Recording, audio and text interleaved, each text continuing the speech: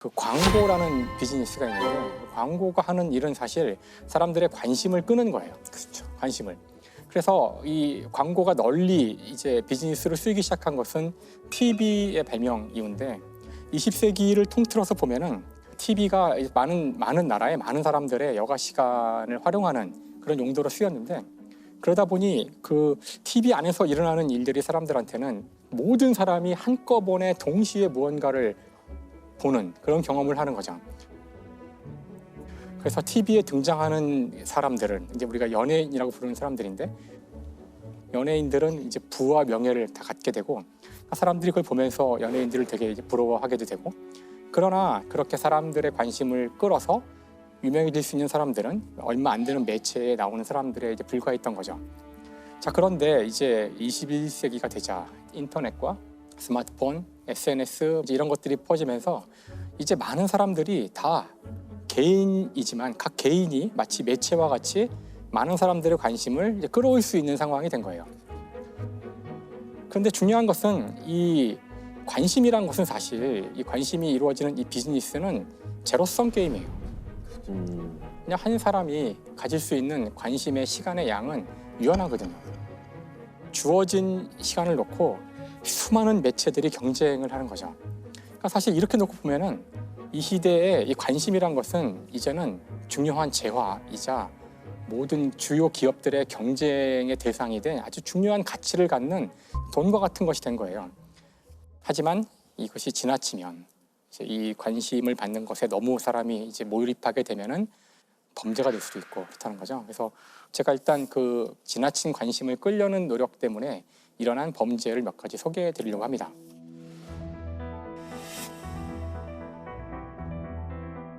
그 청송교도소라고 하는 곳인데 그 교도소에 두 BJ가 침투해서 들어갔어요.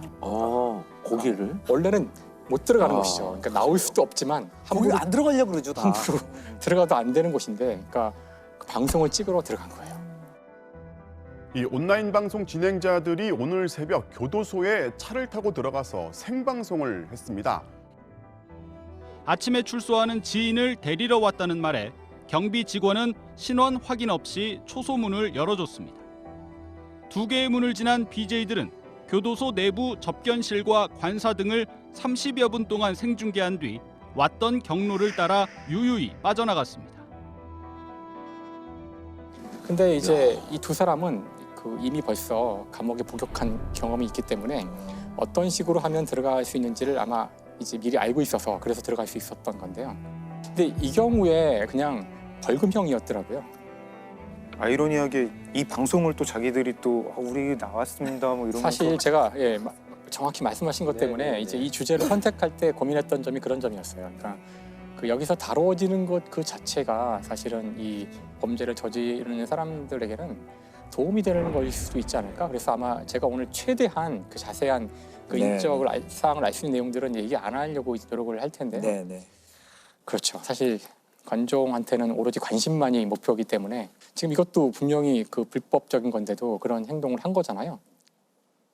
2020년에는 또 어떤 일이 있었냐면은 음주운전을 하면서 생중계를 한 사람이 있었어요. 음주운전을 하면서 유튜브 생방송을 한 40대 남성이 현장에서 붙잡혔습니다. 저 태어나갖고 음주운전 오늘 처음 걸린 겁니다. 예. 내가 방송 끼고 음주운전하고 왔잖아요. 예. 내가 깔끔하게 뭐 하면 되죠. 그러니까 이렇게 단지 관심을 받기 위해서 음주운전이라는 굉장히 사실 위험한 범죄라고 생각하는데 음주운전은 다른 무고한 사람들도 이 차와 사고가 나면은 그렇죠. 네. 상해를 입을 수 있는 그런 것이잖아요. 그래서 결국 A 씨에게는 그 징역 6개월과 집행유예 2년 그리고 그 준법 운전 교육 40시간이 명령되었다고 합니다.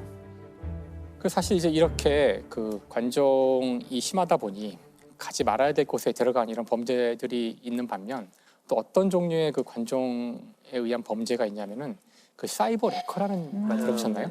사실 레카라는 거는 저희가 이제 교통사고 나면은 달려오는 차 있잖아요. 그렇죠. 예, 그 차를 얘기하는데 여기 왜 레카란 말이 붙었냐면은 지금 한참 이슈가 되는 어떤 사건이 탁 뜨면 그걸 노려서 현재 이슈가 된 사건과 관련된 동영상을 재빨리 만들어서 탁 띄우는 거예요.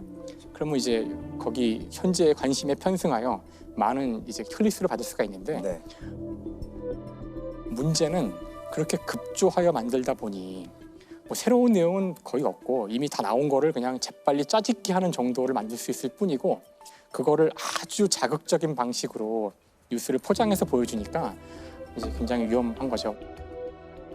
이슈가 된 사건을 짜깁기하거나 자극적 루머를 재생산하는 유튜버, 이른바 사이버 레카가 문제로 떠오르고 있습니다. 최근 악성 댓글 피해를 호소했던 유명 운동선수와 BJ 등이 극단적인 선택을 했습니다.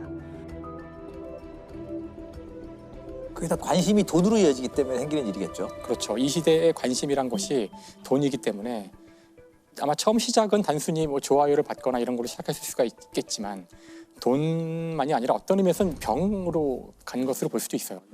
문제는 이것이 그냥 새로운 게 없으니까 사람들 관심이 없을 수도 있으니까 여기에 약간 또 주관적인 어떤 내용을 넣거나 심지어는 가짜 뉴스로 만들거나 이제 이런 일이 종종 벌어지는 거죠. 그러니까 그냥 짜집기만 하는 게 아니라 그래서 이것이 실제로는 이제 가짜 뉴스를 퍼뜨리는데 아주 중요한 역할을 하게 돼서 사회에 큰 문제가 일어날 수도 있고 이제는 사실 쉽게 이 문제를 제가 지나칠 수 없는 상황이 된 것이죠.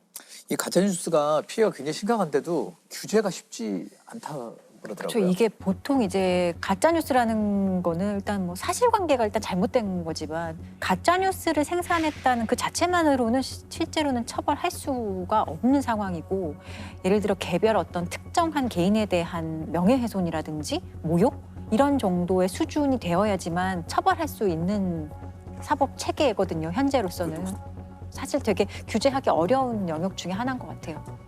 이게 좀 정신의학적으로 좀 위험한 관심병이 있을까요?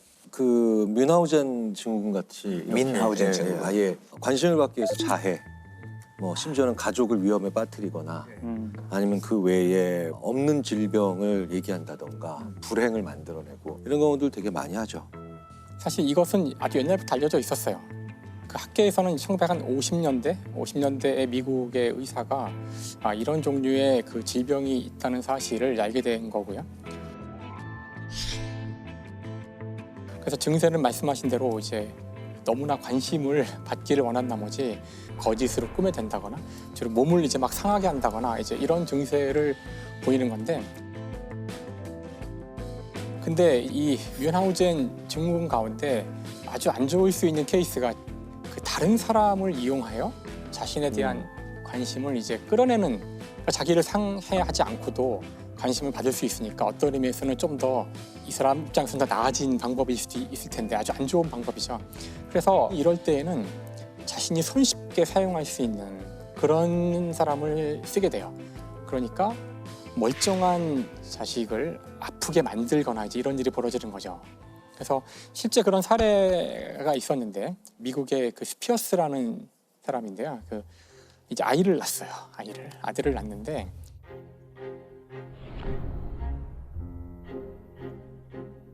그런데 그 아들이 어릴 때부터 굉장히 몸이 약했다고 하더라고요. 주장했었어요. 그래서 아들을 낳아서는 그 아들을 키우는 과정을 SNS에 육아 일기처럼 쫙 올린 거예요.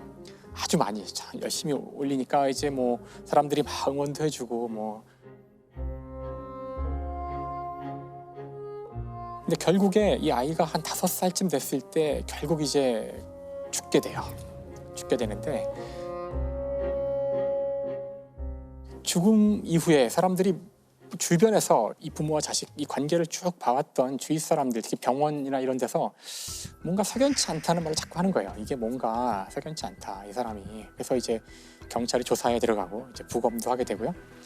근데 결론이 뭐냐면은 그 치사량 이상의 나트륨이 검출이 됐어요 몸에서. 근데 그런 정도의 나트륨은 그냥 뭐 웬만큼 먹어서 될 수 있는 수준이 아니기 때문에 이건 거의 나트륨 즉 소금이죠. 소금을 독극물 같이 쓴 거예요. 그러니까 도대체 이게 뭘까?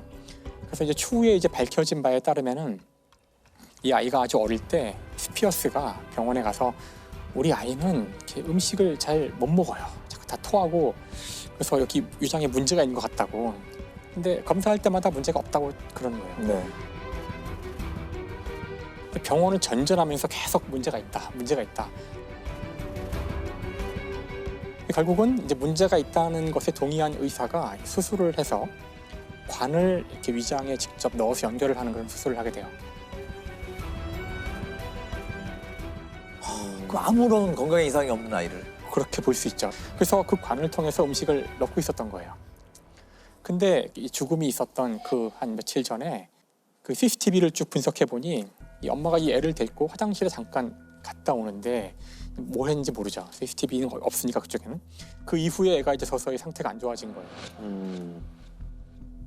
그래서 나중에 이제 밝혀진 바로는 바로 그 관을 통해서 그 소금물을 다량으로 이제 거기에 이제 넣은 거죠. 계속 넣어서 결국은 그것 때문에 나트륨 중독으로 이제 아이가 사망에 이른 거예요.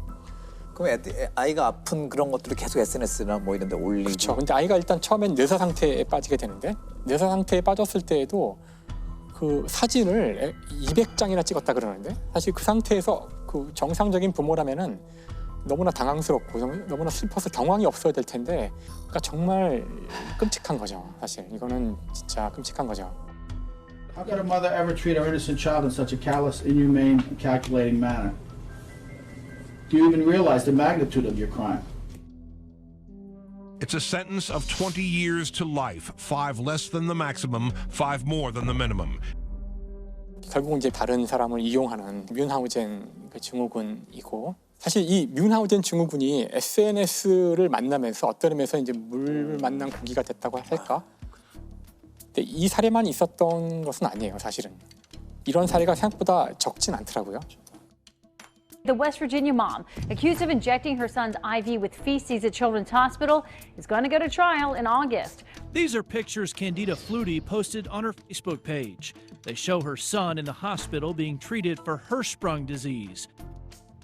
The Dallas mother, accused of subjecting her son to more than a dozen surgeries and hundreds of hospital visits, even though he was not sick, faced a judge today.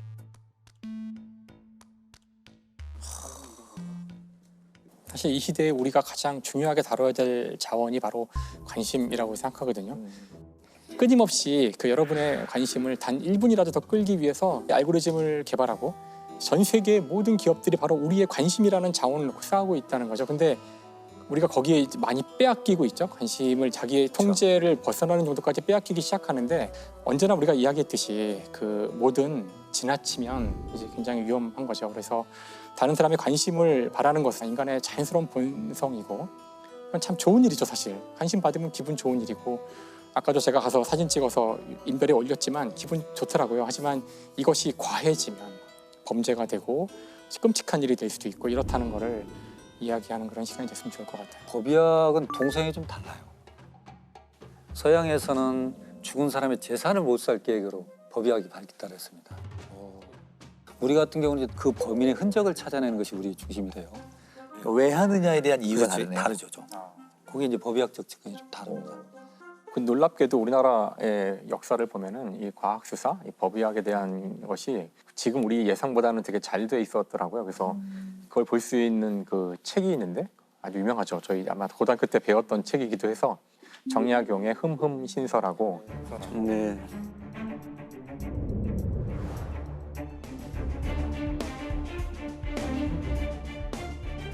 그래서 그 흠흠신서를 보면은 거기 굉장히 많은 과학 수사에 대한 지침이나 수많은 사례들이 이렇게 정리가 되어 있더라고요. 그래서 제가 하나를 오늘 소개하고 싶은데요. 박여인 살인 사건이라고 해요. 이 사건이 이제 벌어졌던 때는 정조 8년인데요. 이때 이제 황해도의 평산이라는 곳에서 18살 그 박여인이 결혼한 지 얼마 되지 않아서 사망을 해요. 그래서 원래 이런 일이 생기면은 시체를 거만을 하는데 그 집에서는 이제 부랴부랴 이제 장례를 치르고 매장을 하거든요. 근데 이제 이게 좀 사인이 좀 이제 이게 석연치 않고 얘기들이 있고 그래서 뭔가 이걸 밝혀야겠다. 그래서 조사를 하라고 했는데 당시 그 규정에 따르면 그 2번을 한다고 하더라고요.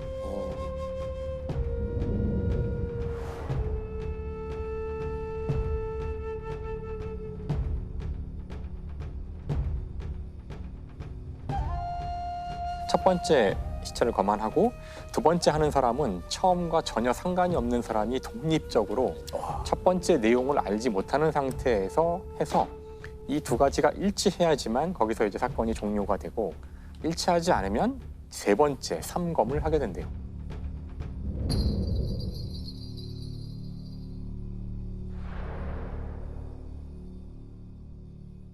저 이거 보면서 우리 생각보다 달리 생각보다 굉장히 이런 거를 철저하게 깜짝 놀랐어요. 저는.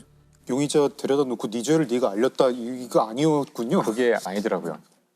그래서 첫 번째 이제 그 검안을 하러 갔을 때에는 여기 목 후두 윗부분에 두 군데를 칼로 찌른 것 같은 상처가 있다. 그러면서 동시에 목에 목을 맨 그 상흔이 보이고